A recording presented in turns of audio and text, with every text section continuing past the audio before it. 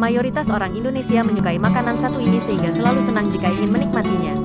Senang mau makan nasi Padang boleh, tetapi jangan sampai seperti ibu ini. Akun media sosial Twitter Jowo Shitpost membagikan momen sakit tak berdarah ibu tersebut saat mau makan nasi Padang. Jumat, tanggal 15 April tahun 2022. Rekaman video menunjukkan seorang ibu berdaster warna merah sedang duduk di meja makan. Ibu tersebut terlihat sangat senang membuka bungkus nasi Padang.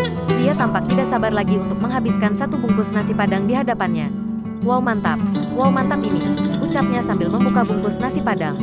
Penampakan nasi Padang yang membentuk bulat terlihat menggoda. Sayur singkong rebus, kuah gulai, sayur nangka, dan sambal hijau berpadu menjadi satu. Belum sampai semua isi di dalam nasi Padang ini terlihat tiba-tiba menggelinding. Bulatan nasi Padang itu menggelinding ke bawah meja. Alhasil, nasi Padangnya tumpah entah di daster ibu itu atau langsung terjun ke lantai. Refleks ibu tersebut kaget menyaksikan nasi Padang yang diidamkannya tumpah. Waduh, kata ibu itu dengan sangat keras.